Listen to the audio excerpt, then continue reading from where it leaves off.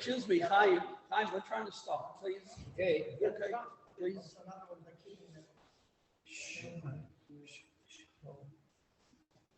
Tell me when to unmute everybody.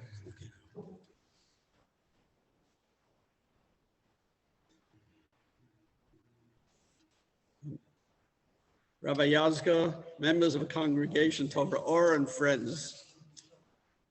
This is Rabbi Moshe Kranzler welcoming you to a most unusual Siyum Mishnayos. This year, which will be the 9th year of our annual Siyum Mishnayos, which for the most part will be virtual, meaning that most of you will be following the program on Zoom.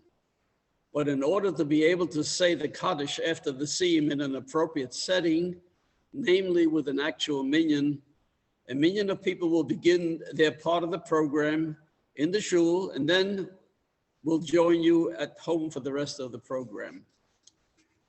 You have no idea how proud I am of this, the 9th time that we are celebrating this special event.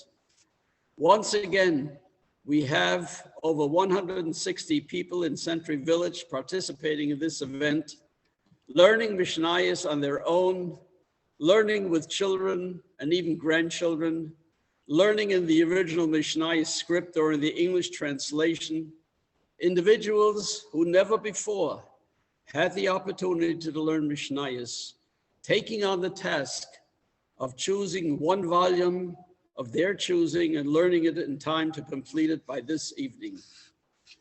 At this point, I would like to give a very special Yasher Koach to our President-elect David Cheslow, who began a daily Mishnayot Shir before Mincha.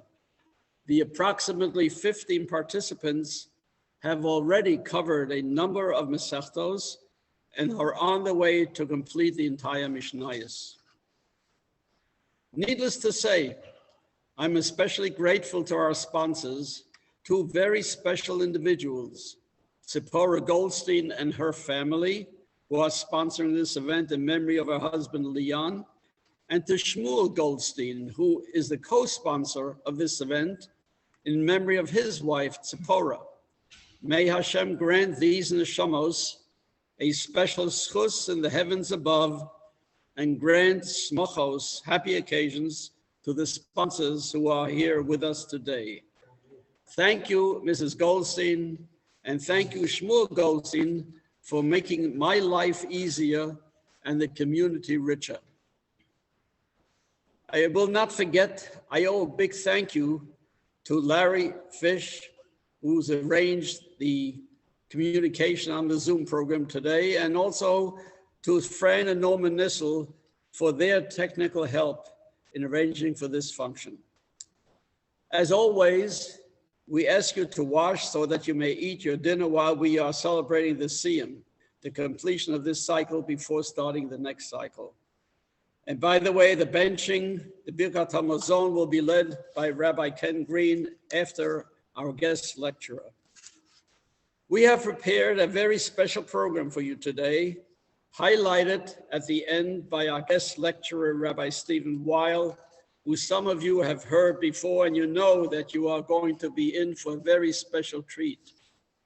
We will start the program this evening with a Siyum on Masechta Chagiga, finishing Seder Moed by our new Gabbai, Rabbi Tzvi Kapel, who is in the process of completing the entire cycle of Mishnayos in time for his mother's Yortzeit. This will be followed by his reading of the Hadran and the ensuing Kaddish, for which everyone will be asked to rise. He will be followed by Pesi Ackerman, an old-timer in our community, who will begin the new cycle with the introduction to the Mishnayos HaMasechta Brachos. At the conclusion, the individuals who stayed in the shul to form a minyan for the Kaddish will go home and join their families to watch the remainder of the program on Zoom with you. As a result, please remember that there will be a 10-minute break before the next part of our program when Rabbi Yazgo begins his talk. Welcome, everyone.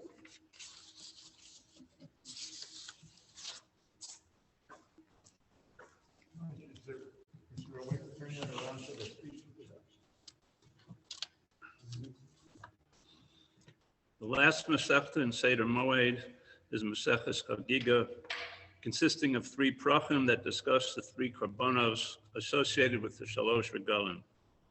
The Torah commands that 3 times a year men should appear before Hashem, commonly known to us as the 3 pilgrimage holidays.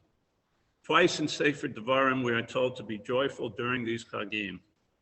Both in chapters 16 and 27, the Torah tells us, "V'samachta lifnei Hashem Elokecha," you shall rejoice before Hashem your God.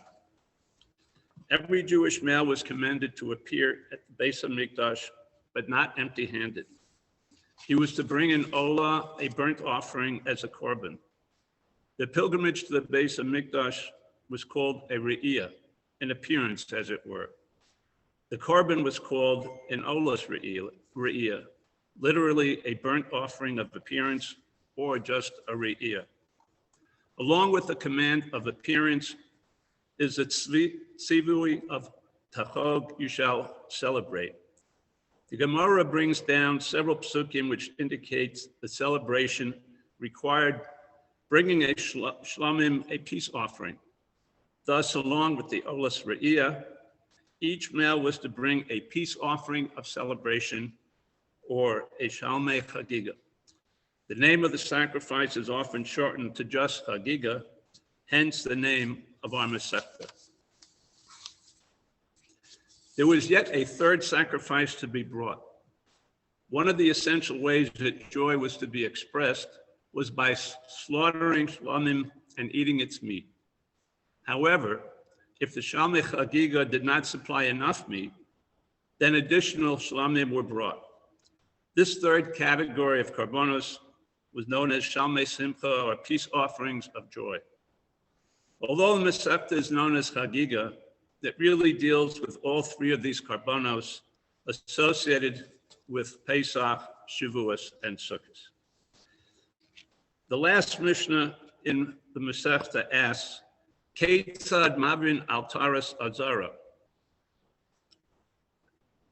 How did they go about removing everything for the cleansing of the temple courtyard? The answer is Makbilin es hakelim shahayu b'mikdash. They immersed the vessels that were in the temple. This refers to the tevilas kelim after each chag. Why did the kelim require tevilah?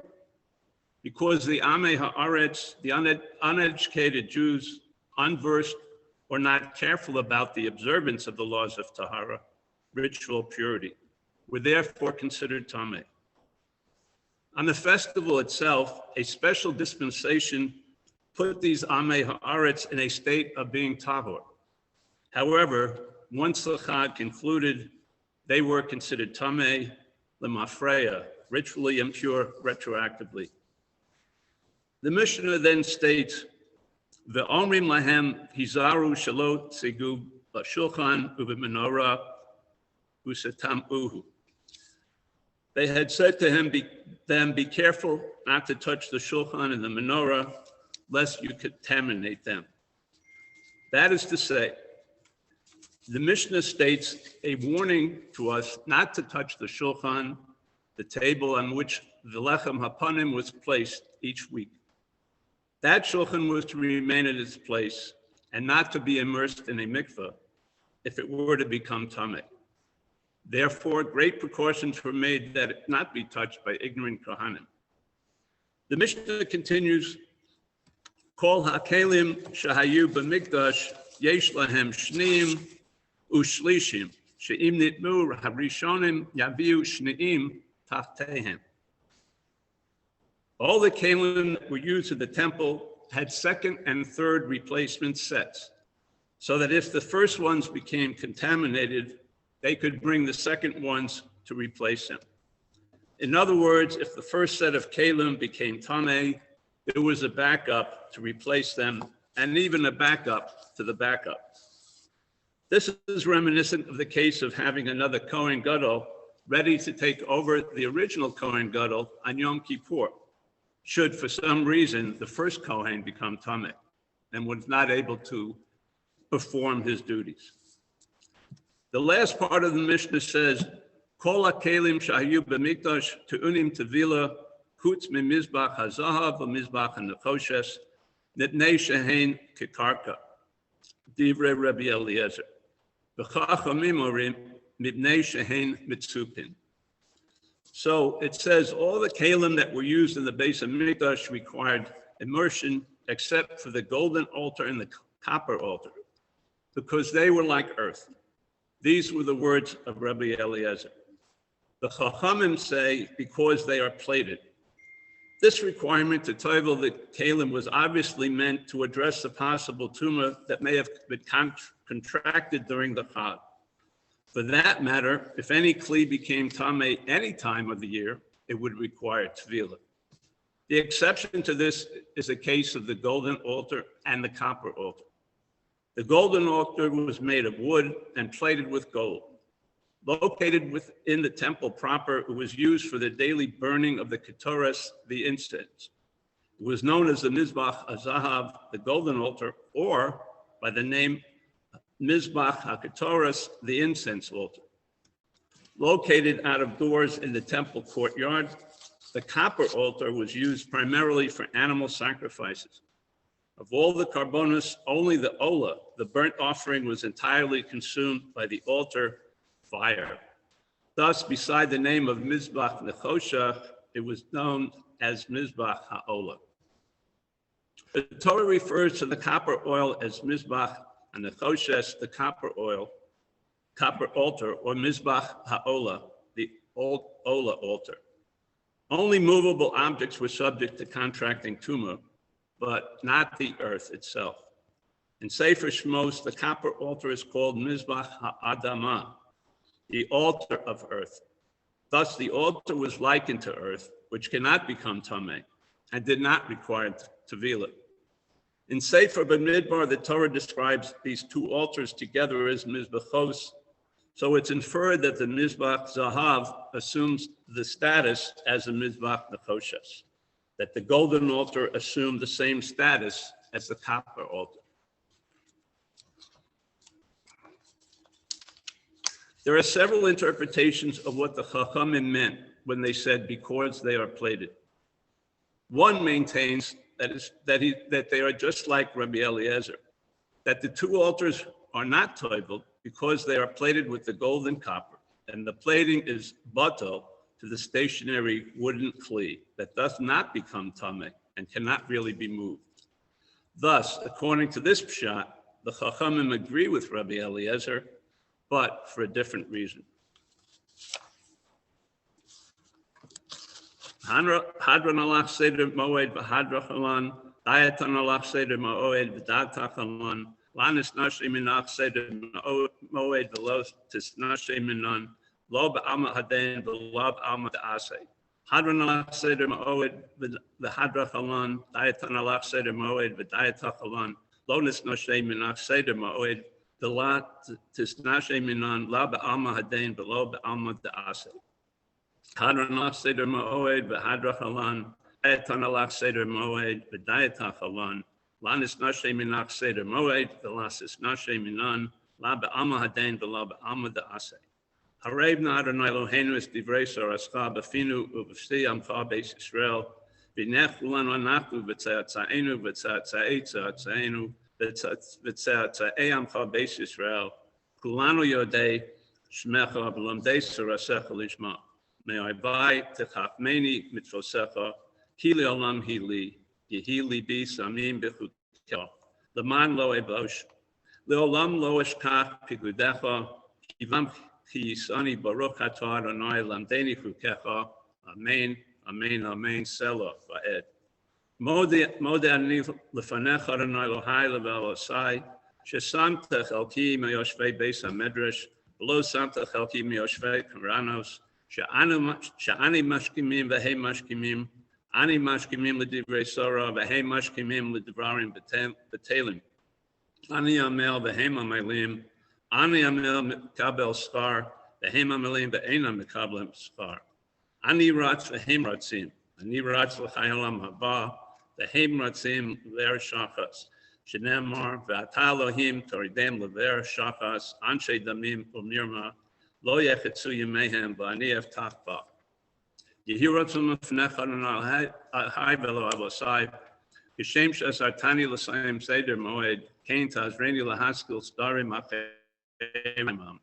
Lilmod Ulamed Mitoch Archava, Lishmor Velasos Lakayim, as called Divrei Samut Torasecha Biava. Uskus Kola Tanaim Vesamidecha Chachamin Haniskarim, the Seder Moed of Achol Hasvarim Shalamadati, Yamod Li Lazari Lazerazari, Shalosa Mush HaTorah, Akdosha Mipia Mipi Zari, Vizerazari, Meatavi Ad Olam. Vikuyam Ki Mikrap Shekas Suv, Behis Halechacha, Tancha Osach, Beshachbecha Tishmar Alecha, Behakitzosa, He Sisichecha, Kivir Yamecha, Yosif Lachash Nos Chayim, Orech Yamim B'mino, Bismola Osher V'Chabod, Adonai Oz Lamo Yitain, Adonai Varech Esamot V'Shalom. Yiskadel v'yiskadesh me'rabah, v'yamad dehu asid iskadasa ulachaya mesaya ulasapar yason lachaya Allah, ulemit Jerusalem, u'shakleha eskalei v'dava, u'leme'akar pachanad nifra min ar'a elasava pachanei dei, v'shemaya la'asrei, v'yamlit kudsha barichu, v'malchusei b'kareh. Chayechon of Yom Echon of Chayed of Beis Yisrael. Badalav is man kori v'imru. Amen. Yehei Shmei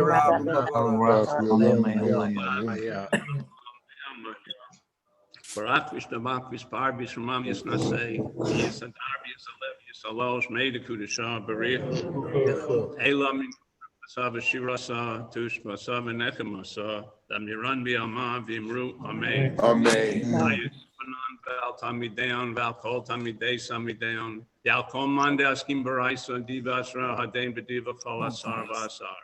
Yehelon Lachon Shlam Rabba, Chile Vakista Varachamin, Vachayin Arichin Mazon Viche, for Kanami Kadama Bundi Vishmaya Viara Vimru. Amen. Amen. Eish Shmaya, Naim Tovi, Malena, Kol Yisrael. Both can't. Shalom b'mrama u'barachama shalom aleinu v'al Yisrael v'imru. Amen. Cantor Robertson. Here.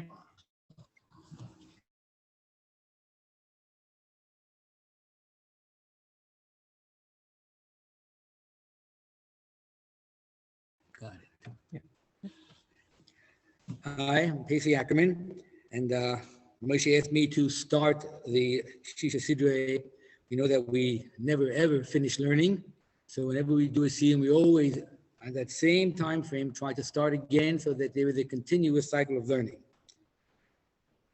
The first Seder in Mishnayot is the Seder Siyum. Chazal explained, Rambam says that it's because we're going to be learning about all the mitzvahs that we have to do. That's what the Torah is all about, telling us all our responsibilities to Hashem Yitbarach, all the mitzvahs. The Chazal tell us, I mean, Kemach in Torah, without food, we cannot exist. We couldn't do any mitzvahs. So he said we should start. He started the Mishnayos with Zvoim, which are the rules of agriculture, all the halachas of growing food. And of course, we're going to have anyhow know from this world, we're going to eat food, we have to have brachas. So the first Masechta in Zvoim is in fact brachas. However, the Mishnah actually starts out not talking about brachas at all, but talking about Kriya Shema. Now, granted, Kriya Shema has brachas before and after, but we don't even learn about them till later. It starts out with a discussion of when we learn Kriya Shema. And I was thinking about it the other day, and I came up with a thought, which is probably not terribly valid because it's original, but I just thought it was interesting, so I'm going to share it with you anyway. I've got the mic, so you're going to listen. Where is the first time that we ever hear this concept of Shema?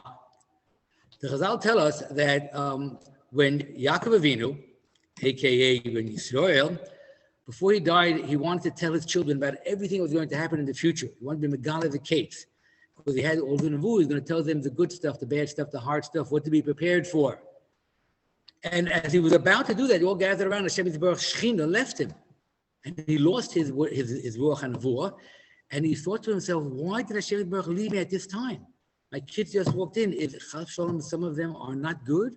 Do some of them perhaps think that HaKadosh Baruch Hu is not our HaKadosh Baruch Hu? We're surrounded in Mitzrayim with these Avodah Zarah. We were the same thing, Canaan.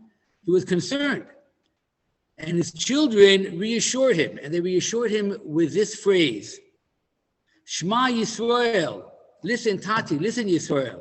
Hashem, your God, Elokeinu, He is our God as well.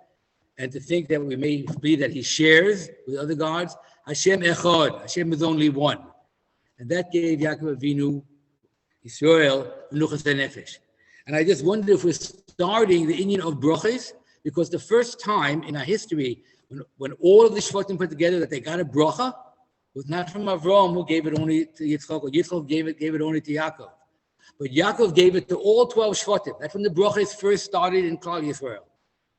And it started with this bracha Shema. Perhaps when we start brachas, therefore we're starting with this pasuk, with this Indian of Shema Yisrael. At any rate, Mishnah starts, when is the proper time to learn Kriya Shema?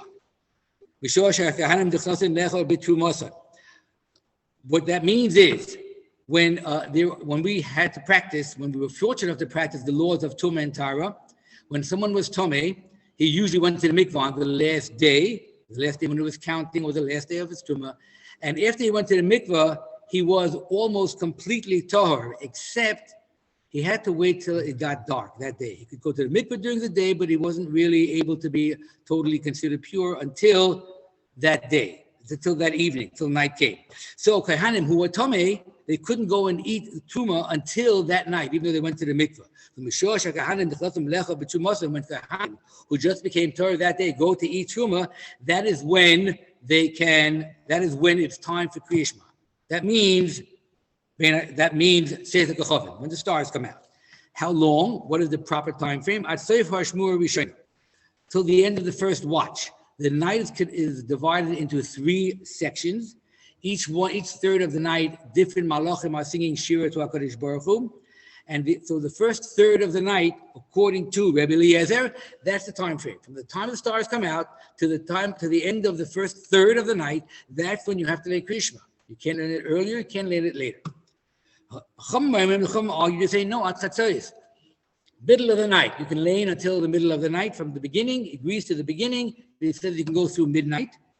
And he says, no, the entire night until dawn. An hour and so before actual Netzachama.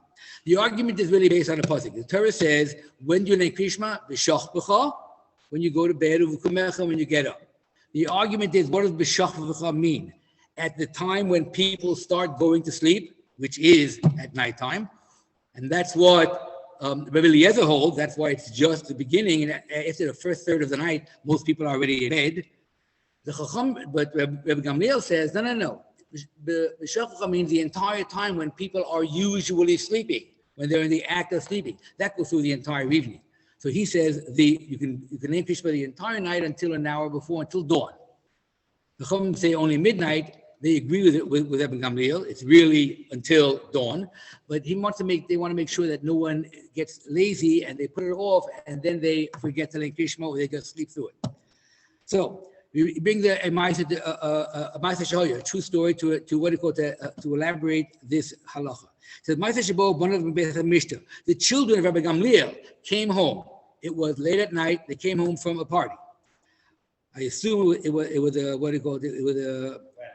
wedding or some sort of a Sudat mitzvah, maybe a Siyum, but it wasn't just partying. At any rate, they came home very late. Amullah said, they said to the father, we have not yet learned Shema. Can we learn Kriya Shema or not? Their concern was, they knew what the Tati held. Tati told them you can learn Kriya Shema all night. Why were they even asking him?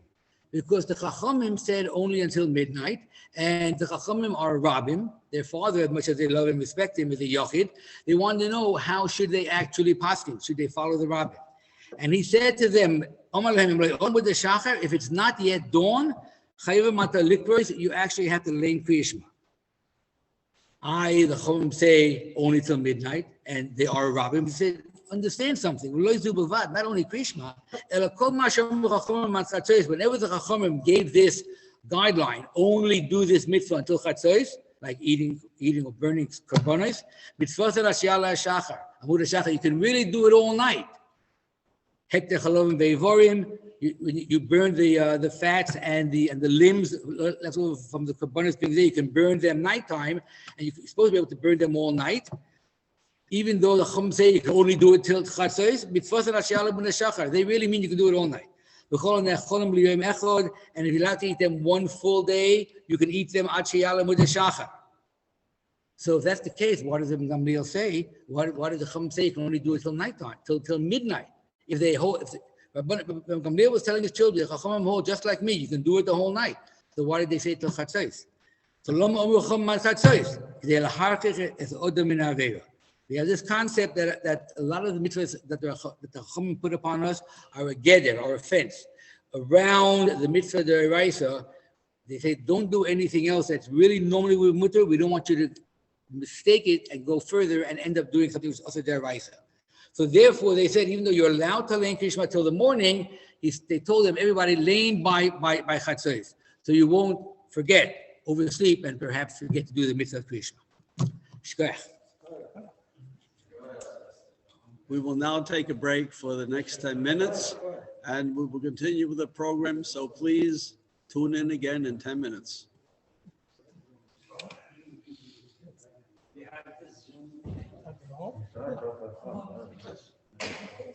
Thank you.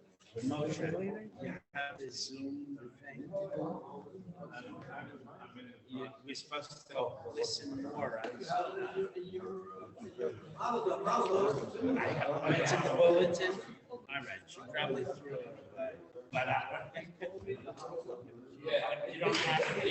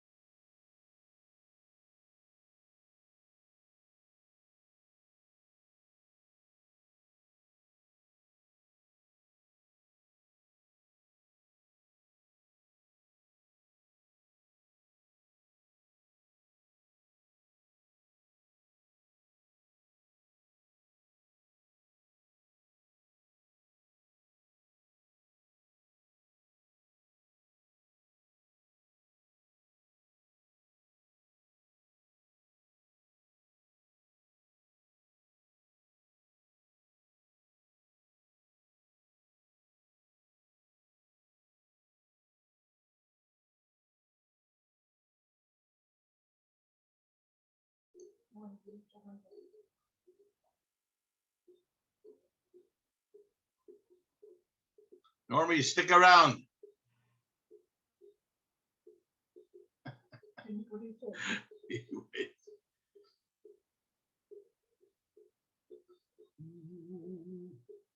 What is this? Some other guys came on. Nice. Nice. There must be another Zoom coming in. Somebody are trying to Zoom.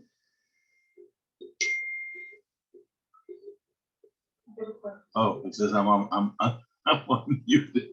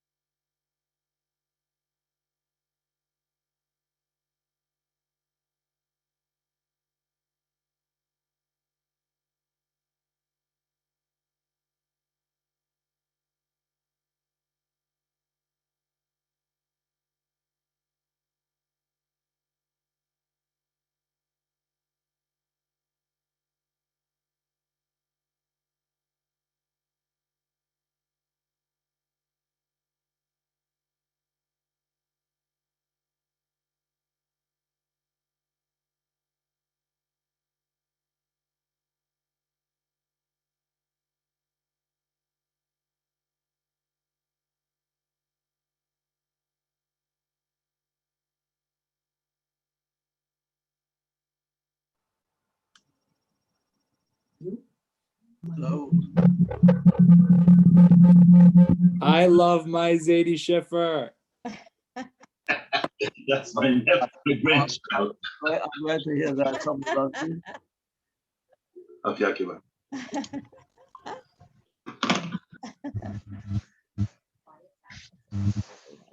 Zadie, come on, give the crowd a little warm up. Itzy, you like my hat? Oh, it's beautiful.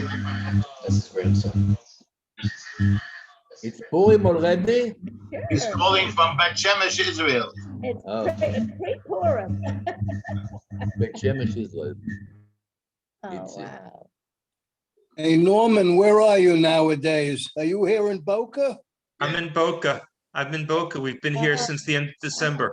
Hi, Norman. How's Max doing? He's doing fine. He's doing fine, Jerry. Terrible. You don't see anybody. Hi, Mike. Hi, how you doing? Oh, hi, how you doing? Oh, we're gonna start the program in another minute or so. Let me just make sure.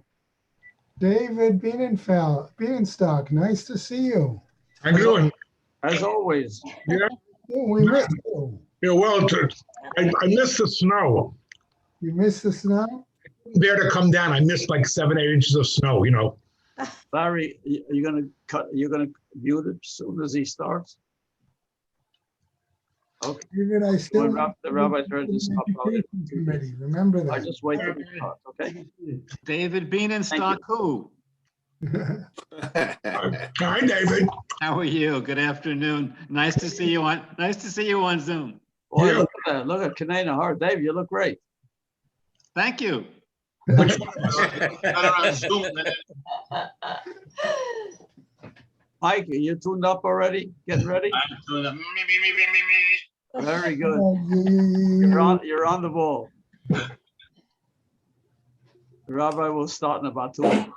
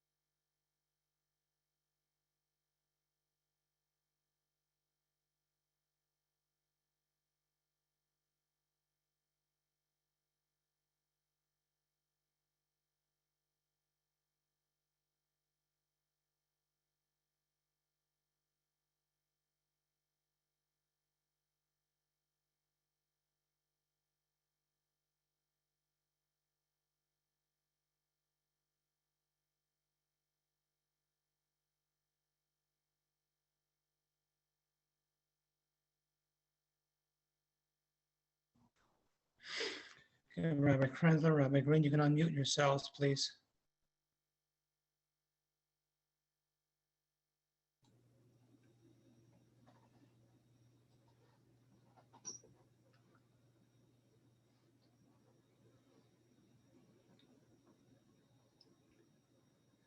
Larry, you want Rabbi Kranzler to unmute himself?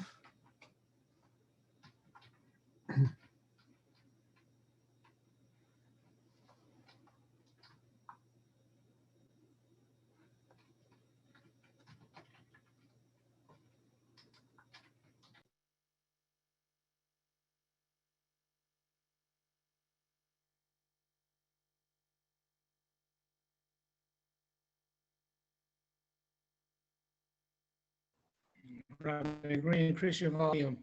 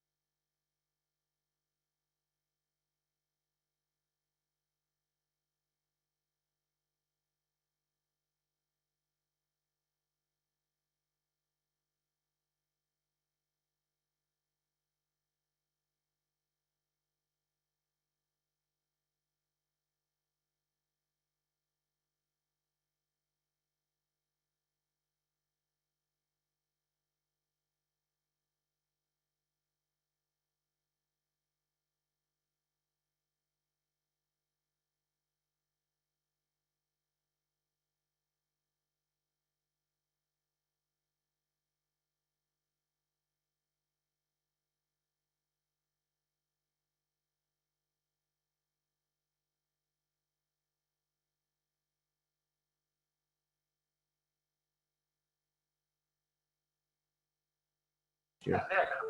Okay. Okay.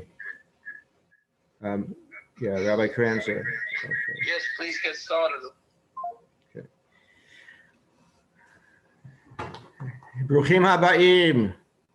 A special welcome to all of you, and yasher kochachem to the dozens and dozens and dozens of individuals who have studied Mishnayos in preparation for today's Siyum. A special yasher koach to the shepherd of the Chever Mishnayos project, Rabbi Dr. Moshe Kranzler, and as well to our financial supporters. For this Siyum, I want to share with you a section of a long Mishnah, but I'm just going to show you a small section of a long Mishnah. The Mishnah is very interesting, property rights, commercial transactions, ownership, etc., etc.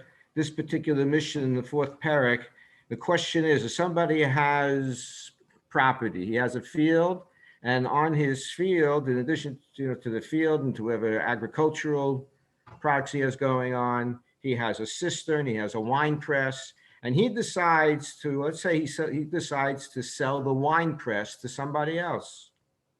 He's keeping almost everything, but the wine press, which is not at the edge of his property, it's in his property. The wine press is sold, and the question is, does the buyer have access automatically to the wine press or not? Is there a path that is automatically included in the sale of the wine press so that the buyer can actually access his purchase? So Rabbi Akiva says that yes, that the mocher, the seller, it sells with a generous eye in tovah. And of course, he's not going to sell him the wine press and not allow him access to what he bought. So automatically, it doesn't have to be specified. That's understood. But the Chachamim actually opposed Rabbi Akiva on this, and the Chachamim said no. Buyers like to keep as much as they can to themselves. Sellers want to keep as much as they can to themselves. So buyer beware. If you're buying the wine press, make sure you say in the agreement that you want to make sure that you have a path so that you can reach your purchase of that wine press.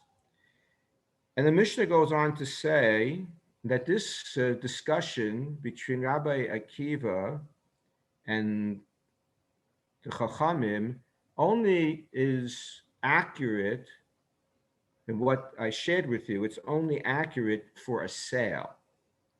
But if somebody were going to give a gift of the wine press to another, that everybody agrees that it includes access. It would include a road, a path to get to the wine press.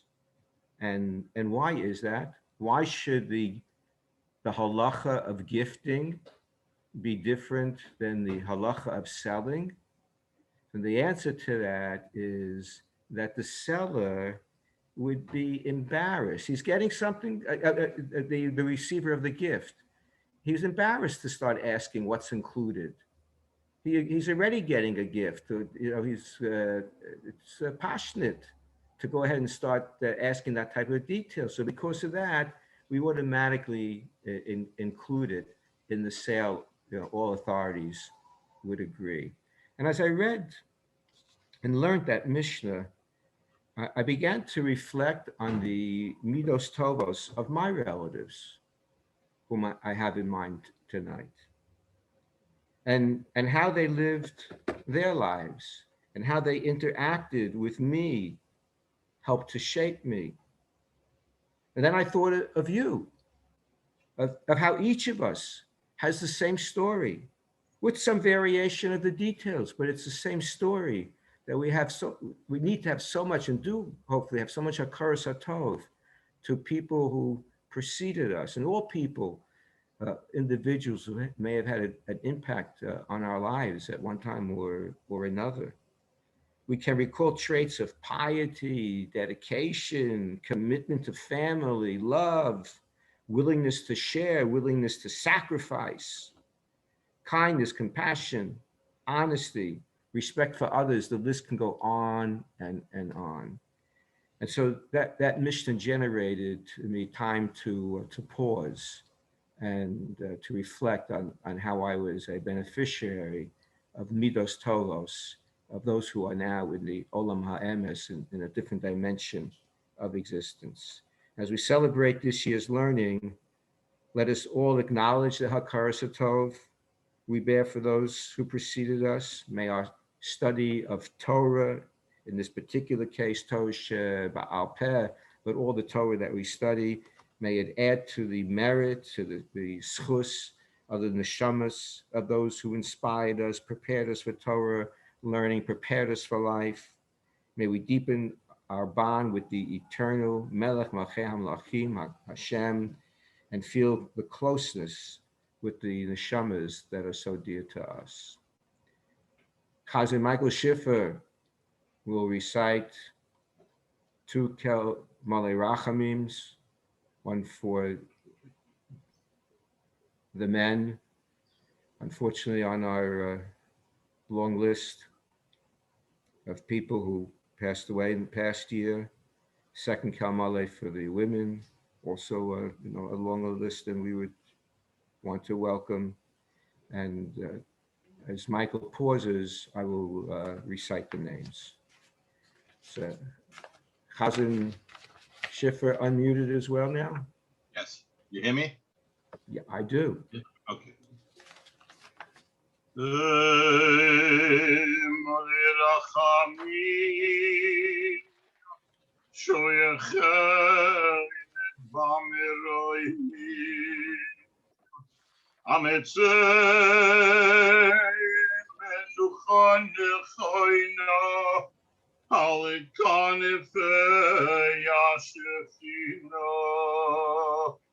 במה לא יסתדוי שימותהו ירי כזוי ההר הרוקייה מה שהירי אסני שמויס חבר'ה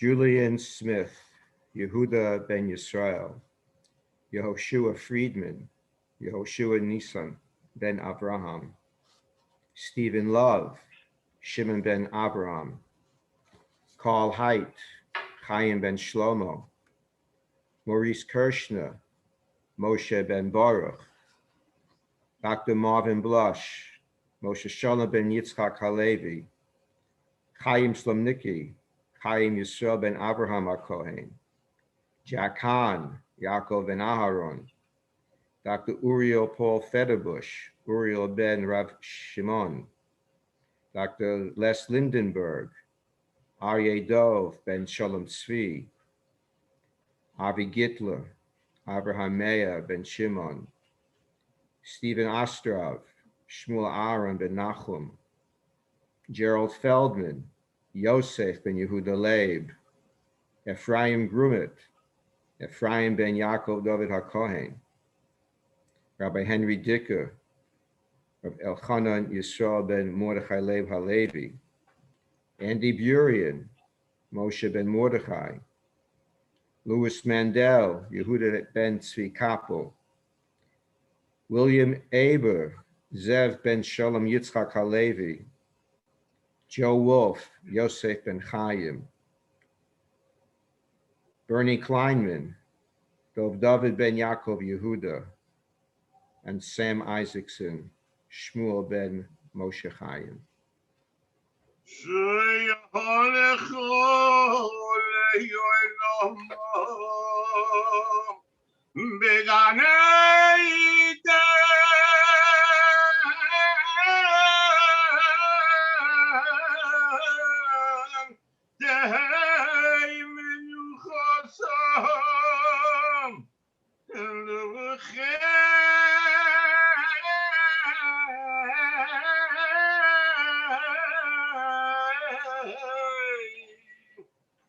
Weil Horachamim Yasetirei V'siser Kinofov V'yavoy Lomim V'tzaroi V'tzaroi Rachayim Esnishmoiseihem Adonai Hu Nachaloso V'yanucho B'sholoi Al Mishkivo Yisrael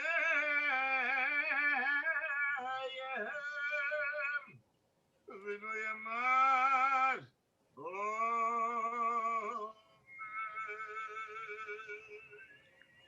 Amen. We will now recite Kalmale for the women members who have passed away this past year.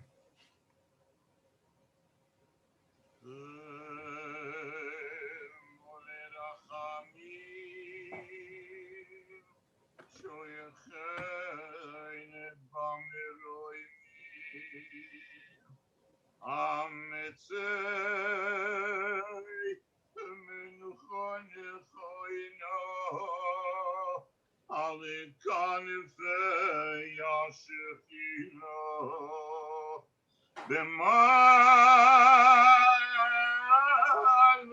kidoyishim utehoyerim kezoyar horokia masehirim esenishimois Chevrei Kehilas Torah.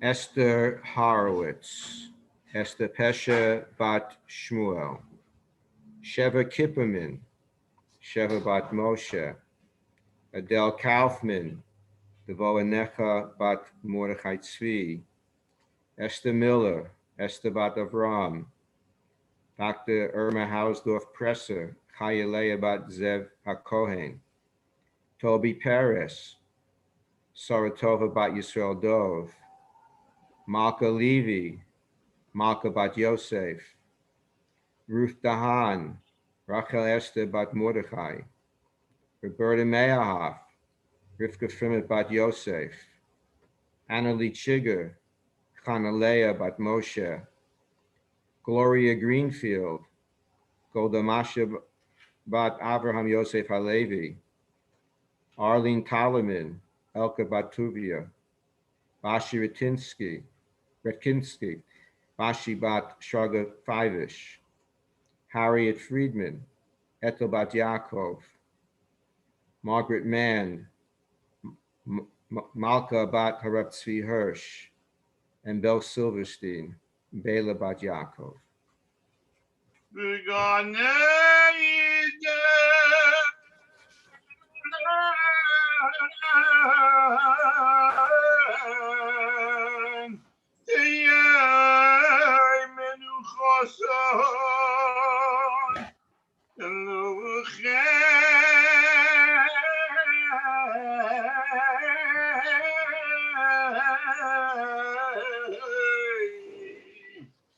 Weil Horachamim Yastirein B'Seiser Kinofov V'Yavoy Lomim Yisaroi B'Tzeroi Rachayim Es Nishmoiseyem Adonai Hu Nachaloson V'sonuchu b'sholoi Avish kivo Yiseyem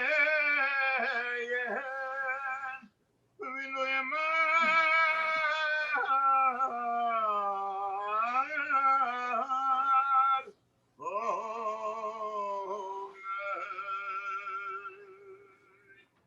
Amen.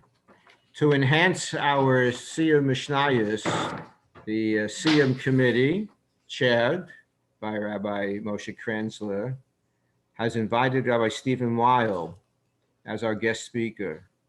Rabbi Weil is a welcome guest, and Baruch Hashem, he is no stranger to our community.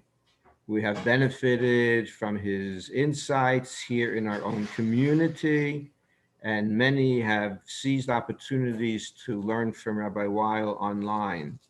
Rabbi Weil currently serves as the National Director and Chief Executive Officer of Friends of the Israel Defense Forces, which provides for the well-being of the soldiers of the IDF, veterans, and family members.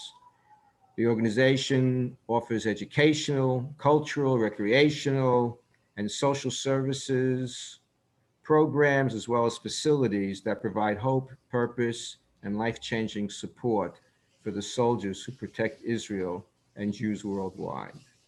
Immediately prior to assuming responsibilities with Friends of the IDF, Rabbi Weil served an 11-year tenure as the Senior Managing Director of the OU.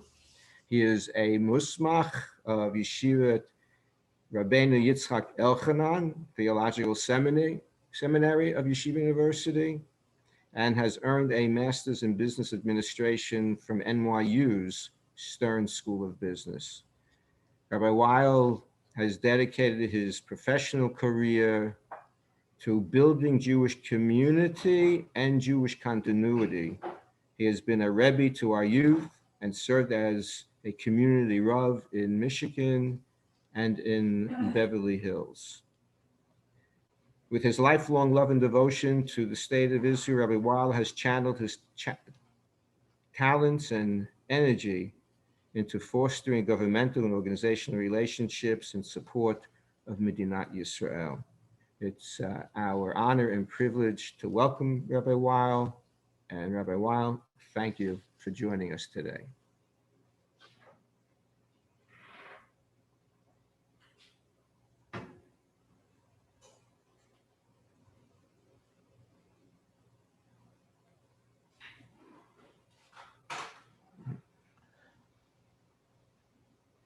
I don't recognize Rabbi Weil on the list. Who is he? Stephen Weil, maybe? There, I see him on page 2 in the second row. Says Steve's iPad. Who is? Okay. Okay. Got it.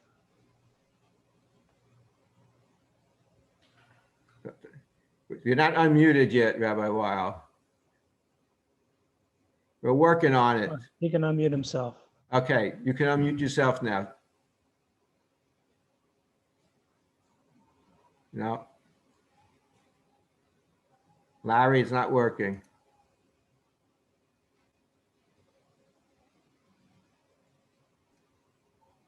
Yeah, now it is.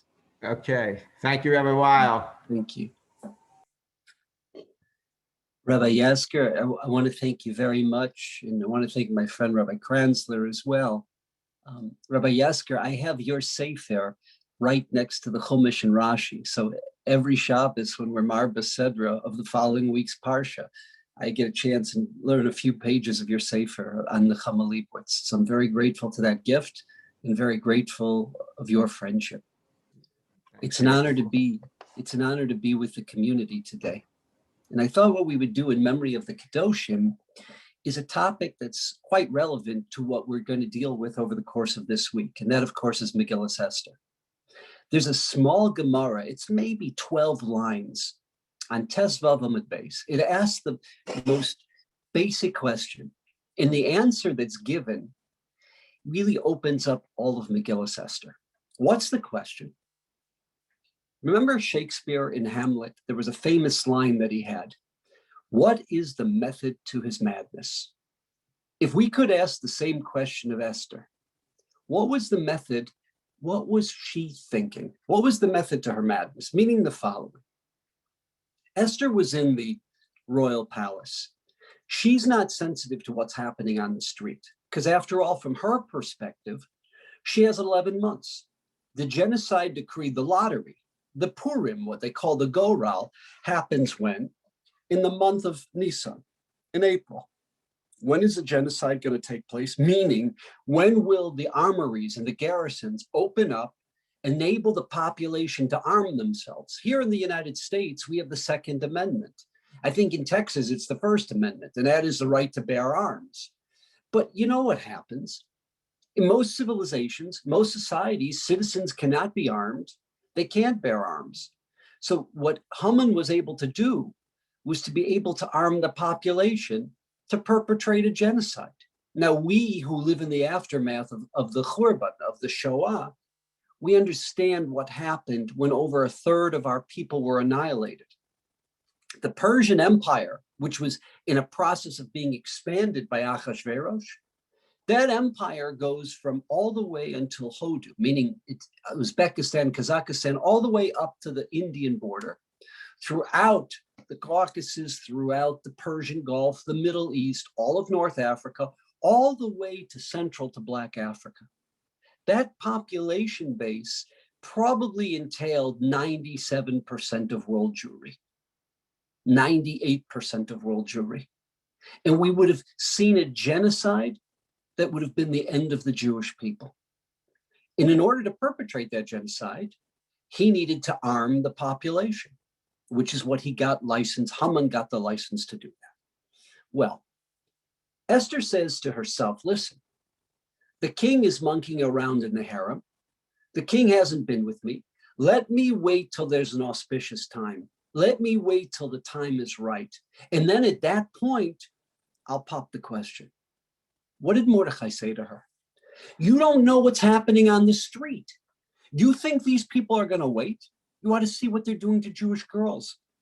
You ought to see what they're doing to Jewish stores. It's a matter of time when the population's saying to themselves, why do I have to wait 11 months to take the Jewish property? Why do I have to wait 11 months to kill the Jews? I'll go into Jewish stores. I'll go into Jewish businesses. I'll take Jewish women now. And if we don't stop it, if you don't act now, it'll be too late. It'll be way too late. And he forces her hand. But the thing is, Mordechai cannot tell her what to do because he doesn't know intimately the players. He doesn't share a bedroom with the king. He has not sat in these intimate meetings and knows their psyche the way she does. He can't tell her what to do. He does tell her, you've got to act. And what does she say? Leich Kenos is called a Yehudim. This year, the year is 519 before the Common Era. Okay, we're 67 years after the Babylonians destroyed the Beis Hamikdash. 52 years after that, the famous Persian-Median alliance, the same fights that are going on now between Iran and Iraq were going on then. And they sent in a CIA team, a KGB team of assassins, and they took out Belshazzar, and it sent the Babylonian, the Iraqi administration into a turmoil. There was no leadership, and they conquered the civilized world. And over the course of 15, 16 years, not only did they conquer the Babylonian Empire, which was the Middle East and North Africa, they expanded the empire. Hamolech, he was in the process of expanding the empire. And what happens? She has got to act. If she doesn't, no one's going to wait 11 months. So she says, this Pesach, there's no Kenedlach. This Pesach, no new suits, no new dresses. We're not having the family over for Seder. Ahorasha. This Pesach in Shushan, we're wearing sak ve'efer yutzala rabim, sackcloth and ashes. And it was Tisha B'Av that Passover. And the Jews fasted over a 3-day period. And they engaged in an incredible act of tshuva.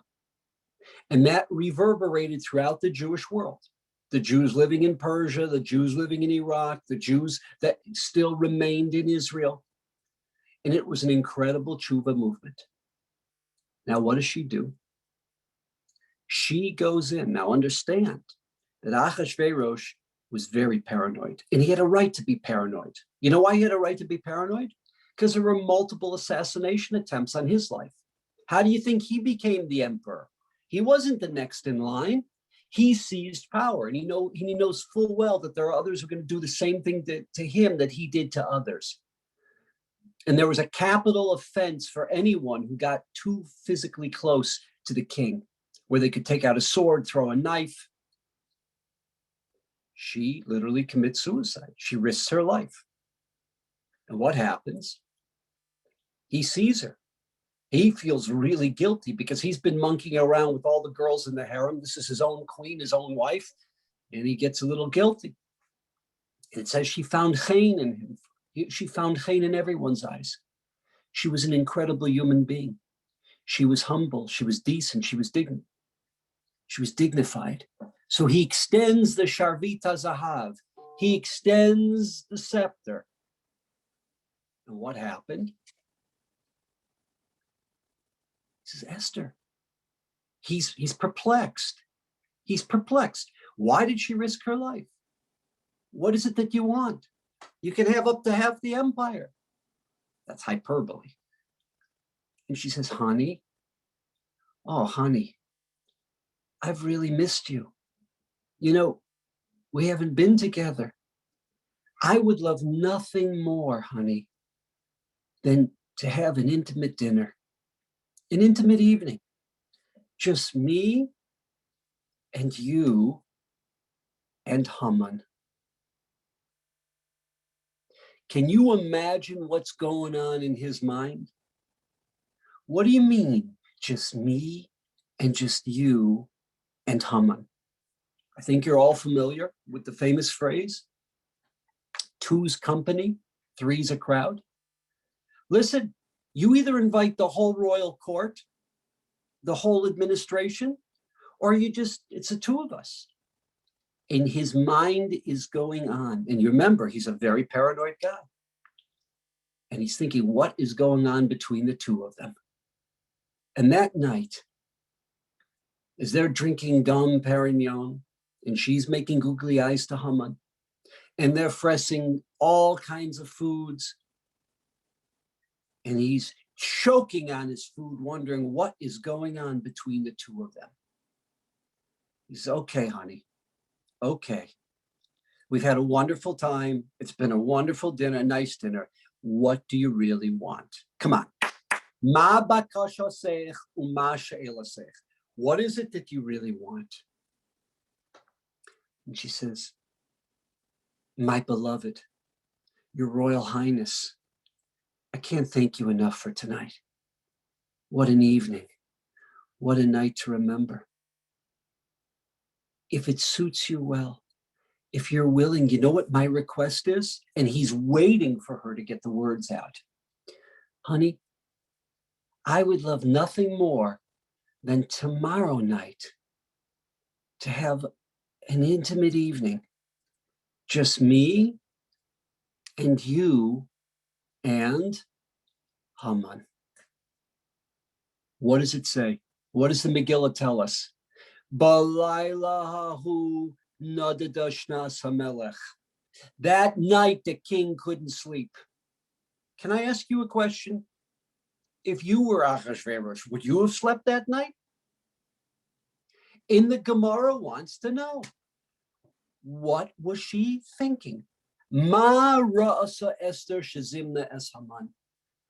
Why, of all the ways of trying to save the Jewish people from annihilation, why was this her method? She had 3 days of fasting, 3 days to work out a plan. And why was this the plan? And that, trying to answer that little question, it's a big question. But if we could try to answer that question, it opens up all of Megillah Esther. Again, it's a small little sugya. It's maybe 10 lines on Tesvav Amud Beis. In all of the great Tanaim, the rabbis of the Mishnah who you studied when you were learning Mishnayot, and all of the great Amoraim and Bavel get involved in dealing with this question. And let's take a selection of some of them. You know what some say? Let me, if I can find the right quote. Rabbi Yoshua ben Korcha. Rabbi Yoshua ben Korcha, many believe, was the son of Rabbi Akiva. Since Rabbi Akiva was wanted by the Romans, they didn't mention his name because they would have killed his son. He says, Asbir lo panim kidei shehareg hu vehi. What does that mean? By me making the googly eyes, by me looking at him. This paranoid king is going to think that his best friend and his wife are having an affair behind his back and are plotting to execute him. And she's hoping, and it's suicide, she's hoping that he'll murder me and murder Haman. But what happens if he kills both of us? Any legislation that Haman legislated, any enactments that Haman engaged in, enabled to be enacted, will be ripped up, will be destroyed. And this, of course, was Haman's legislation. She's willing to sacrifice herself in order to save the Jewish people. Another opinion. You know, all of us are students and proponents of the Shulchan Aruch. It's the code of Jewish law, the Shulchan Aruch, that guides our life. Do you know that in the mafia, there's also a Shulchan Aruch? You know that? In the Sicilian mafia, in the forensic mafia, in the the Napoleon mafia. And you know what Siman Aleph Sif Aleph says? You keep your friends close. You keep your, where's Tony Soprano here? You keep your enemies closer, right? What does the Gemara say? I trust him as far as I can throw him. She wanted him there. She wanted him to be around her so she could see how Haman was thinking, what Achashverosh was thinking, what Haman was, how he responded to this. Another approach. What happens if she had just pleaded with Achashverosh, not in front of Haman? What would have happened then? Let's assume that she could convince Achashverosh that Haman does not have his best intentions in mind. You know what would have happened? Haman, who is controlling every dimension of the government, he controls the finance ministry, he controls the military, he controls the police. Achashverosh has been asleep at the wheel. He's been monkeying around having beauty contests. He's been monkeying around with the girls in the harem instead of running the world population. Haman's the most powerful man in practice. If Haman's not there, even if she can convince Achashverosh, Haman could revolt. Kadesh lo yimrod, the Gemara says. She needs him there so that he can't work behind Achashverosh's back. Another approach, the Gemara says, Melech hafach haya. What is the nahafochu? Remember what they used to say about Senator John Kerry when he ran for president? They called him the flip-flopper. Well, we know something about Achashverosh. He was a flip-flopper. This is the same man who executed his own wife, the Queen Vashti, at the behest of his friend, the Prime Minister Haman. It's the same man who executed the Prime Minister Haman at the bequest of his wife. He flip-flops. So even if she can convince the king, then he'll go to Haman furious, red mad, and Haman will flip him back. That's why she needed both of them there, the Gemara says. Something else. The Gemara says two things. Quotes Shlomo HaMelech, Yehi shulchanam lifnehem lefach. Let their tables, meaning the place where they have their feasts and gala banquets, let that be an ensnarement, a trap for them. What do you think? She's risking her life. She's going to come and want to have a meeting. You don't think their back hairs are going to be up? What is she, a Jew? They always wanted to know what was her story. What's going on with this woman? Well, you know what? If she feeds them and she brings out Cuban cigars, and then after they have the best Cabernet Sauvignon during the meal, she gives them 30-year-old single malt scotch, and she brings out martinis. They're going to be, their belts are going to be undone. Their guard is going to be down. And that's what she wants. She does not want Haman with his back hairs up. She wants his guard down. Let their table, their banquet, their feast be an ensnarement, a trap. There's another principle. How many of us have heard the phrase, what do you give a barking dog, you give him a big bone. Haman has a huge ego. He's a megalomaniac. Boy, for him, you see how proud he was when we went home? No one else was invited. No one except me. I was the only one. She wants him when he's so full of himself. He's so obsessed and full of himself that the very queen that he had hoped would be his daughter, now he's won over this queen and she's enamored with him. So that also enables his guard to be down. Something else. By sitting there at a royal banquet, and who knows what was on that table? Chazer, prime rib, maybe not. Maybe it was the back end. Maybe it was filet mignon. Look at what they're eating. She doesn't have a mashgiach in the kitchen.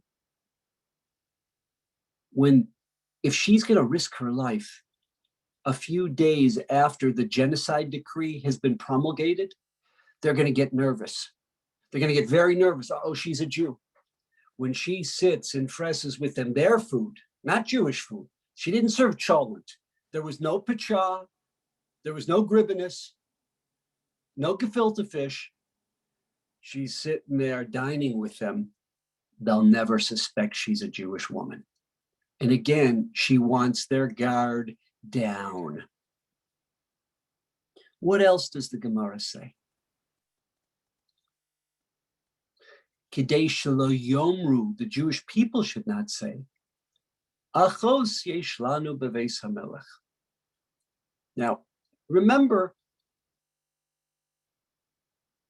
let's use the analogy of a cold. We've all had colds, or God forbid, something worse, the flu. Is our problem a runny nose? Is our problem a sore throat? Is our problem congestion? No. I'm not going to take a baseball bat and smash my nose because it won't stop running. That's not going to solve the problem. I'm not going to take a baseball bat and smash my nose because it's congested. No. You know what the problem is? That's a symptom. What's the cause? A bacterial infection, a viral infection. You know, we say in Yiddish, an avira. A virus is an avira. Yeah. The point is, the cause is bacteria or a virus. The symptom is the runny nose, the cough, the congestion. Okay. What's happening now? We all know, we all say it every year at the Seder.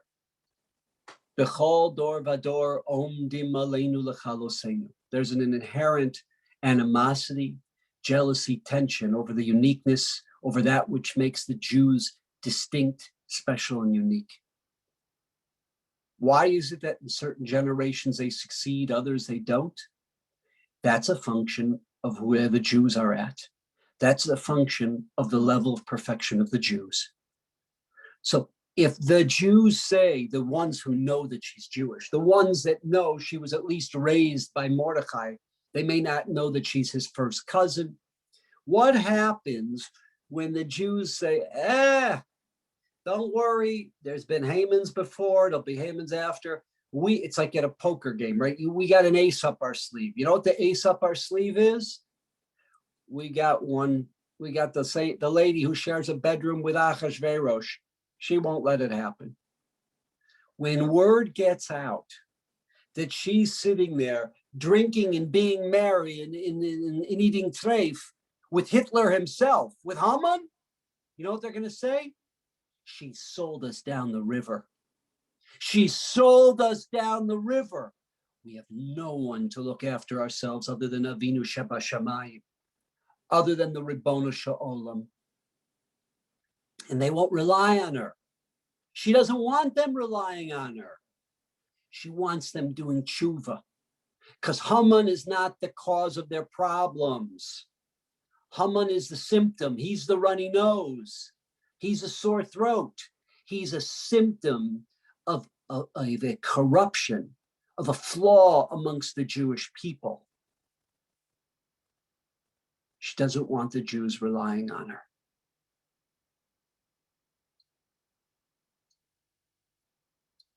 Listen to this. Amar Rabbi Gamliel, the great Rabbi Gamliel, the Nasi of the Jewish people. Adayin srichin anu lemodai. To really understand what Esther did, we need to rely on Rabbi Eliezer Hamodai. What did Rabbi Eliezer Hamodai say? Kin'atu b'melech, kin'atu basarim. She wanted to enrage the jealousy of the king, which we've spoken about. The king's going to think that he thought he could trust his best friend. He thought he could trust his own wife. And here his best friend and his own wife in his mind are having an affair and are having a plot to assassinate him. But what's kin'atu basarim? What does that mean? She wanted to enrage or bring about the jealousy of the other ministers of the government. What is that referring to? By a show of hands, who here is from the New York area, the tri-state area? If you could just raise your hand. Okay. By a show of hands, are any of you from the Boston area? Is there anyone from Boston? Okay. So we're going to go to another Shulchan Aruch. We talked about the Sicilian Shulchan Aruch. We talked about the Jewish Shulchan Aruch. Let's go to the Shulchan Aruch of New York sports fans. So there's two mitzvahs that every New Yorker has, and it's very similar to the two mitzvahs that every Bostonian has. You root for the Yankees, and you root that Boston should lose. To quote the Megillah, lahashmid, laharog, lahabed, to exterminate, to annihilate, to destroy, anything to see Boston lose. I remember, this goes back about 40 years, when I was a student at the yeshiva, they would give priests, rabbis, ministers, they would give them a pass for the clergyman and to take one of the children from the congregation. Bleacher seats, free passes to the bleacher. And it says the following. I saw it with my own eyes. Rabbi Willig showed it to me. This pass is good for all Yankees games except, listen to this, except sellouts and Boston Red Sox games. Why? Because they didn't want to expose children to the kind of vile hatred that was going to come out of the Yankees fans for the Red Sox. And the same thing is true in Boston. Now, why am I sharing this with you? Who were the other ministers? If I could use a historical analogy, think about all of the students and the proteges of Vladimir Lenin. What happened to them? Joseph Stalin, Yamach Shemo, one by one, had every one of them murdered and assassinated. Okay? He wanted to make sure there would be no competition. Think about the Jew, Leonid Trotsky. Trotsky fled all the way from Russia to Mexico.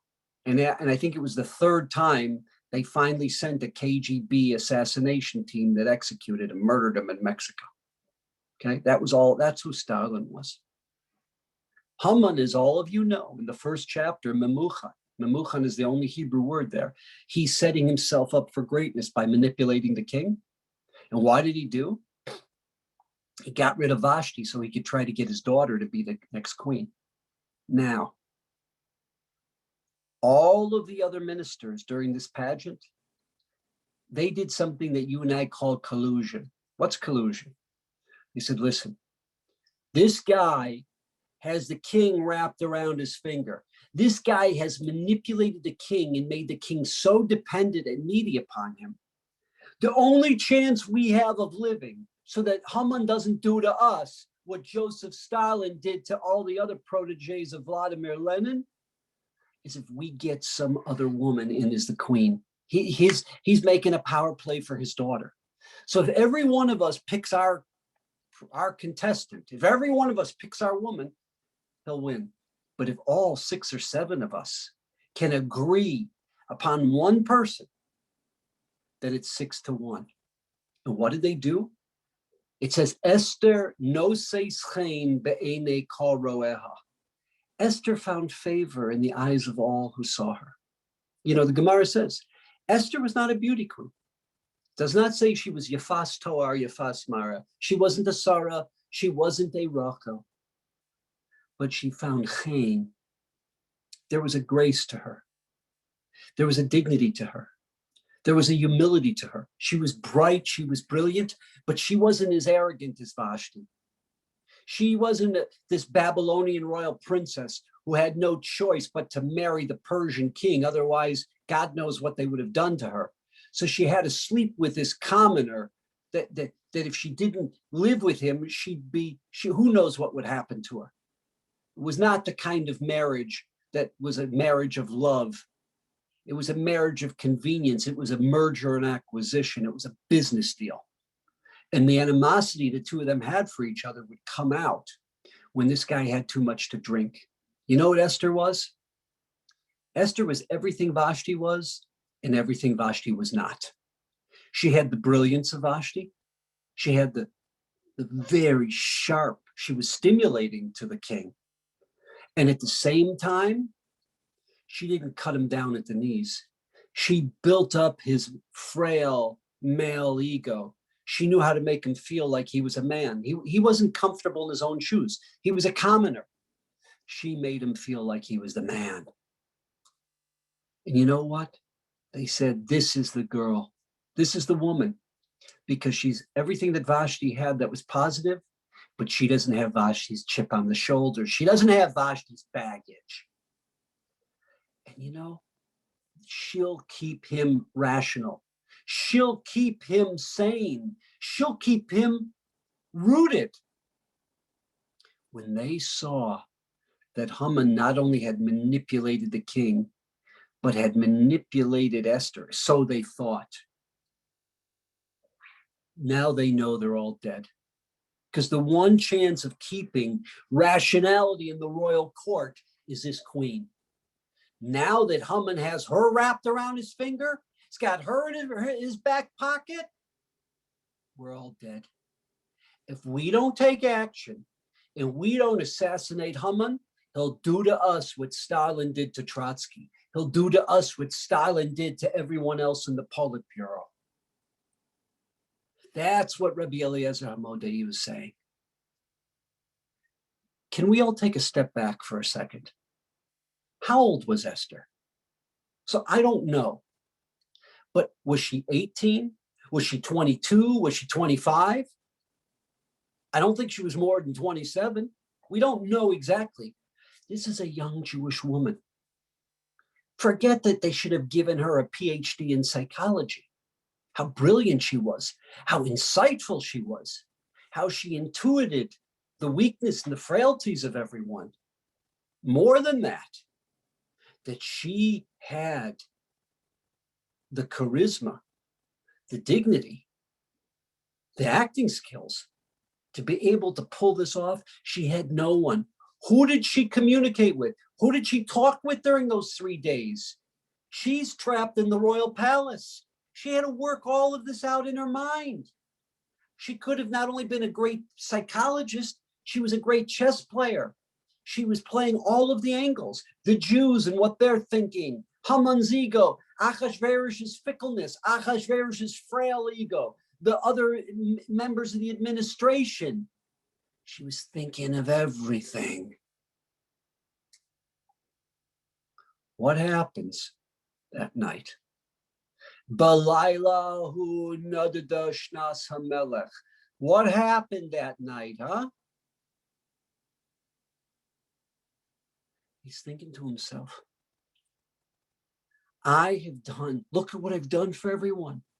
I ingratiated myself to all of the members of the royal cabinet of the 127 provinces, to the governors, to the lieutenant governors. I ingratiated myself to my hometown people. You know, Susa, if you go in southern Iran, Susa was always the summer palace of the great Persian emperors. I've ingratiated myself to everyone. No one loves me. Isn't there anyone out there who's got my back? That's what he's wondering. And he calls in his people. No one's got my back. What is it? They think that I'm not loyal to them, that I don't look after the people who take care of me? Is there ever been a case of someone who had my back, who risked their neck for me, and I didn't take care of them? He said, yeah.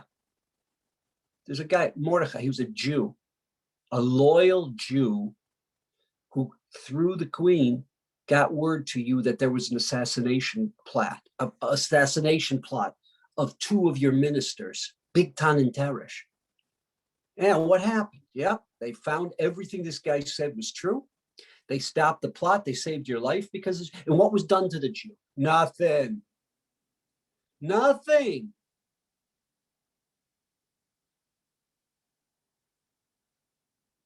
Wait a second. Jew? So the Jews are loyal to me, and that's who Haman wants to annihilate? In his mind, Haman is now, by the way, there's a subconscious hatred. Who's the one that manipulated him to kill Vashti? Who said that if you don't stand up to Vashti, there's going to be a feminist revolution in the empire?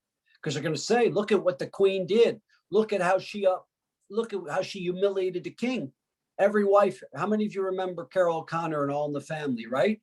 Can you imagine what's going to happen in the Persian Empire? That's what Haman convinced them. Every time Archie comes home from the plant, he's going to, Edith, get out of my chair and get me my beer and Twinkies and turn on Walter Cronkite, that communist lefty pinko. Could you imagine? Every Edith is going to get up and say, Archie, get your own beer and Twinkies. Archie, don't tell me you sit in another chair. I'm sitting here and we're watching Peter Jennings. We're not watching Walter Cronkite. Now, I mean, it's absurd, but that's how Haman manipulated him. Because he says, all those loyal people, all those people who fight in your wars, who pay your taxes, you're going to lose the sword of the common man. You've got to stand up for the common man. He manipulated a king to execute his own wife. That subconscious hatred is now coming out. Because God forbid that he's got the guts to blame himself. He's got to find someone else that he blames. So what happens, huh? So you know what happens? How many of you are familiar, by a show of hands, with the Rorschach test? Anyone know what the Rorschach test is? Okay. For those who didn't raise your hand, the Rorschach test is a simple psychological test. They throw ink on a piece of paper, and the psychologist says to the client, what do you see in this work of art? What do you think the artist was trying to tell us? So if somebody says, oh, these are horses galloping through the meadows, it tells us something about their psyche. If someone says, oh, that's an ex-murderer and he's about to chop someone's head off, it tells you that this is a pretty disturbed individual. The king, you talk about Esther getting an Oscar? The king got an Oscar for best performing actor. Haman shows up early because he wants to execute Mordecai. He can't stand the fact that despite all of his power, he's got to see that stinking Jew who won't bow down to him. And the king is sitting there in the royal throne, his Joe Namath easy boy recliner, right? He says, oh, my best friend, the one who really cares about me. Wasn't last night wonderful? He's choking on these words. It's a great night last night, wasn't it? Aren't you looking forward to tonight? Oh, yeah.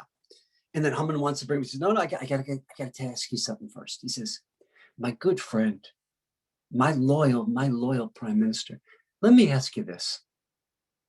What would you do if you really wanted to show honor? You wanted to give kavod to someone who had the king's back, to someone who really cares and is looking after the king and wants only the best for the king. How would you show him kavod? Stop. Everyone stop. The Gemara says, what would a sane, rational person answer who wasn't a megalomaniac? They'd say, give him a lifetime exemption from taxes. Right? Think about it. Wouldn't, you know what, even better, give him a government monopoly. Think about Oskar Schindler, right? What made Oskar Schindler? He was a failure as a businessman beforehand. I happen to be friends with the people who supported Oskar Schindler after the war. He was a failure after the war. One thing made him rich, when he got a government monopoly, a government contract. So let this guy become a tax collector. this friend of the king. Give him a whole district where that was the best monopoly you could ask for in antiquities, was a government contract collecting taxes. So guess what happened? Guess what happened? What does Haman say? I would put him on the king's royal horse. I would put the king's crown on his head. I would put the king's robe on his body. I would give him the royal scepter, and I would take him throughout the capital city, and I would proclaim to the world. What does that tell you, the Rorschach test? What does that tell you about Haman? You don't have to have a PhD in psychology to answer this question. What does that tell you about Haman? This was the second most powerful man on earth, and you know what he wanted? He wanted to be the king. And that is exactly what the king thought. Haman, in the king's mind, was dead that morning. Oh, yeah. And he's building it. Oh, good idea. What else would you do? Yeah, fantastic. Great idea, my friend. You know what? I want you to do all that. Al tapel davar. Don't leave out one detail. From Mordechai, the Jew. Haman choked. What? That's right. The Jew. And you're going to be the one who's going to schlep the horse throughout, and you don't skip one street, not one street. And I want you to be calling out at the top of your lungs to everyone in the capital city. And he sees the look on Haman's face. He doesn't trust Haman. So what does he tell the KGB? What does he tell his Secret Service? You follow that rat, and you make sure when he finishes, you bring him back here. Haman couldn't even take a shower. Haman, you say, ois mensch. It was a shmata after that day. And Haman comes to that banquet, and he's distraught. Now, when she pops the question, because they're sitting there and they're drinking and they're eating, and the king wants to choke on his food, thinking about his best friend, so to speak, and his wife. The king is questioning his own judgment because he thought these people cared about him. He thought these people loved him. And in his mind, they want to kill him. Okay, honey. Let's stop the smile. Okay, let's stop all this. What do you really want? Come on. What do you really want? You didn't bring me, you didn't bring Haman here to drink Dom Perignon, to fresh chazer. What do you really want? You didn't risk your life for this. Come on. What is it? And then she pops the question. Two things happened in the minds of Achashverosh. One was an incredible sense of relief, because he was questioning his own ability to judge people. He was questioning his own ability to judge character. My wife really does love me. My wife is not having an affair behind my back. My wife really cares about me. So an incredible relief, the weight of his world comes off his shoulders. And at the very same time, rage. That this supposed friend is a snake. This man who's had my back is nothing more than a snake who had a knife wanting to stick it through me. And he's so furious, he gets up from the room. He walks out into the garden, onto the patio. And what does Haman do? Haman is begging for his life. The Megillah describes it to us. He's sitting there on her lap, on the floor, begging. He's got his head on her lap, begging for his life. Now stop. Everyone stop. A second Rorschach test. What do you see? You and I see a grown man who's about to be executed begging for his life. The king walks back into that room, and think about what's been going on in the king's mind for the last 36 hours. I'm sorry, I apologize, the last 40 hours of his life. He says, you want to conquer her? You want to conquer the queen when I'm still in the house? He sees him trying to violate his wife. That's not what was happening. But in his mind, that's what he saw, the Rorschach test, because that's all he's been thinking about. Then Charbona comes in. Charvona is a very, very enigmatic character. We really don't know anything about Charvona. But you know what some of the Meforshim say? Some of the Meforshim say he was probably part of Haman's conspiracy. He was probably part of the Persian Nazi party, the Persian KKK party. Yeah, but he sees what's about to happen to Haman, so he jumps side. He's a user, he's a manipulator. So what does he do? He tells the whole story about, hey, Your Excellency, My Majesty, take a look. You see that massive erection in the middle of the city? That's so that the whole city can see the man who saved your life, the man who was loyal to you. The whole city can see him swinging from his broken neck. That's what Haman wants to do to this guy. That's it. I want him dead. I want him dead now. Now! Take him and execute him. Hang him high. And let that man swing by his broken neck. The snake, the rat. And we sing after the Megillah. Gam Charvona Zachor Latov. Charvona was not from the philo-Semitic Jew lovers. But thanks to Charvona, there was no chance for the king to calm down. There was no chance for Haman to try to, get the military against the king. He was dead. This young woman, Esther Hamalka, and I want to thank someone put in the chat possible ages in the Medrash of how old she could have been. This young woman who had no one to convene with, no one to discuss with, she held her integrity, and she brought down the man who would have perpetrated the worst genocide in the history of the Jewish people. And she saved Klal Yisrael. Mordechai was the one who was the catalyst. Mordechai is the one who said, you don't have the luxury of waiting. You've got to act. But Mordechai couldn't tell her what to do or how to do it because he didn't know the players. And with decency, integrity, she saved the Jewish world. But it was her command that there's no Seder this year, no Knedlach, no special grandma's cake. We're not going to have flank, nothing. This Seder is this night, Seder night this year is Tisha B'Av. Because anything I do will be meaningless unless the Jews do Teshuvah. And it was that Teshuvah movement that 3 years later, Achashverosh died. And his son Darius, who was under the influence of a Jewish prime minister and of a Jewish queen, he lifted the building freeze on Yerushalayim.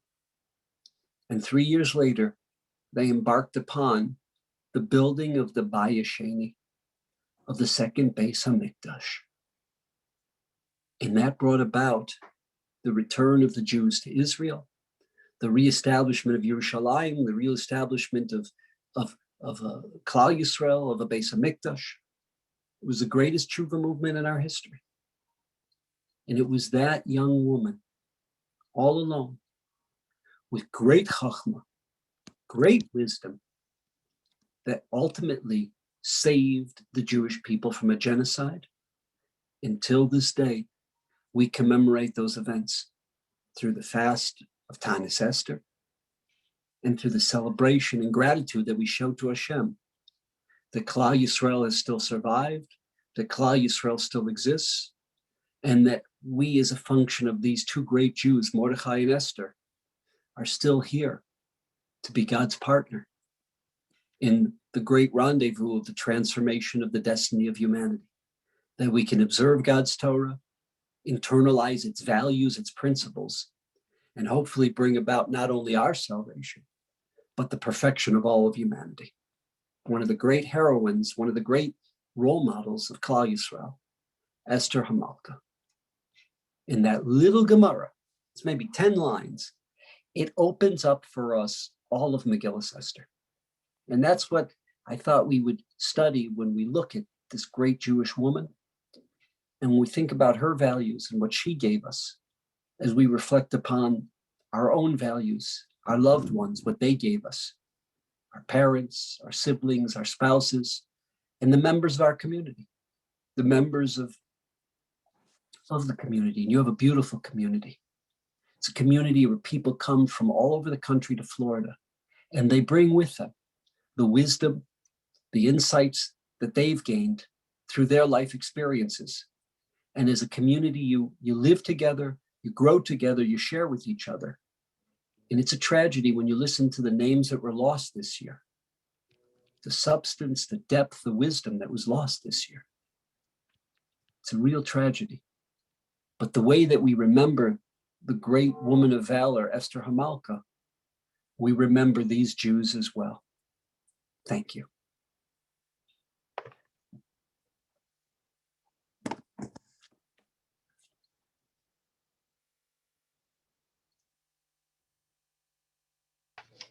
Thank you, Rabbi Weil. And all of us are familiar with the statement, Im ein kemach, ein Torah. And as chairman of the Education Committee, Rabbi Kranzler, Rabbi Weil, thank you for bringing us both, Kemach and Torah, together, right? And thank you, of course, with this lovely meal, hopefully that everyone has participated in, as well as learning from you. So I've been asked to simply lead us in Birkat Hamazon, and those who would like to unmute are welcome to do so.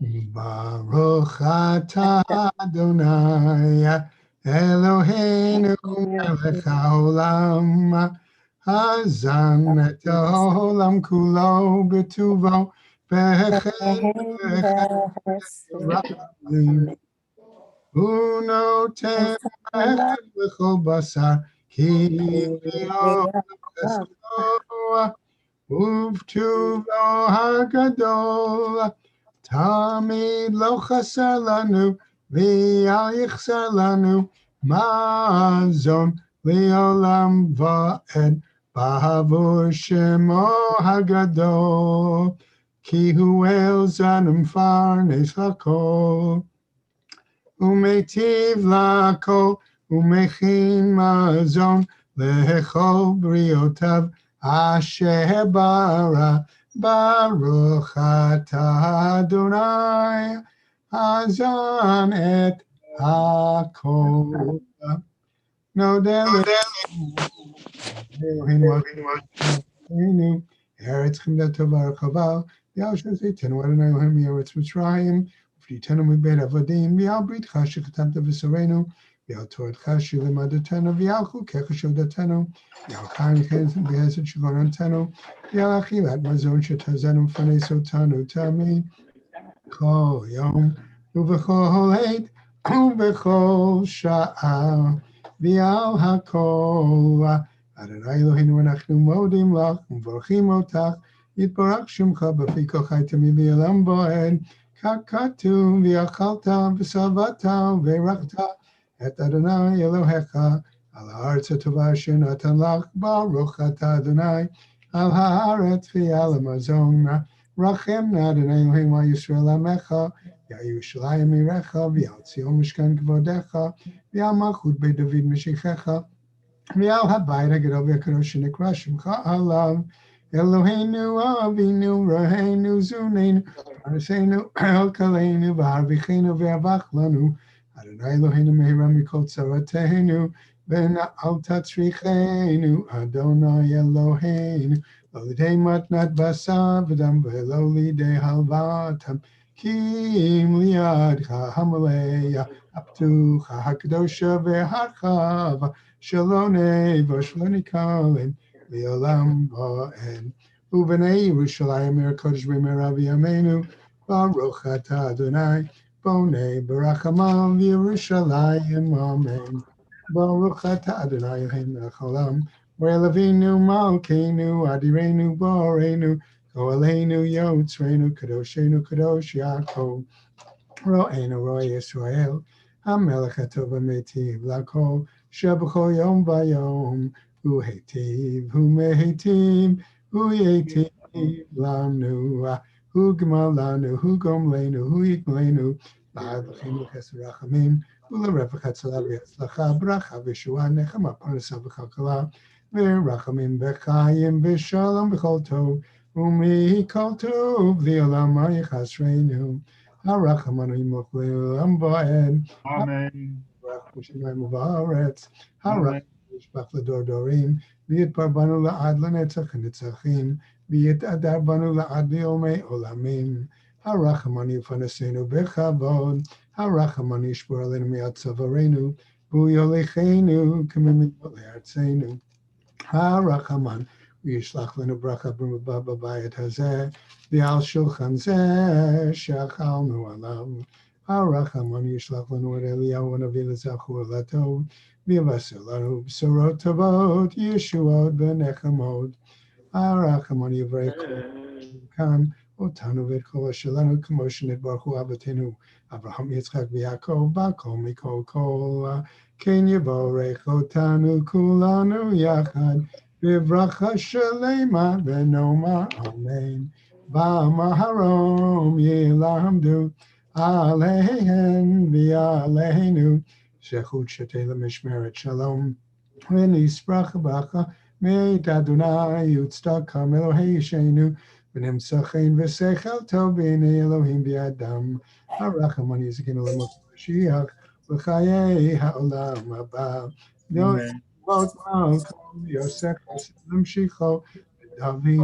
Just a minute, I want to just wait. Hold it. Hold it. Shalom. Aleinu v'al kol Yisrael v'yimeru amen. Adonai kidoshav ki ein machzor l'ream k'fim rashu l'raevu doshei Adonai l'chsukatu. Hodu l'Adonai ki tov ki li olam chasto. Hayegev shiftach b'Adonai v'Adonai miftacho. Na hayiti gam zakanti v'lo raiti tzadik nezo v'zara v'vakesh lachem. Adonai ozli amo yiten, Adonai yivorech et amo v'shalom. Thank you everyone for your participation. And again, we thank Rabbi Weil, Rabbi Kranzler, and everyone who helped ensure that we would have a lovely event this afternoon. Thank you.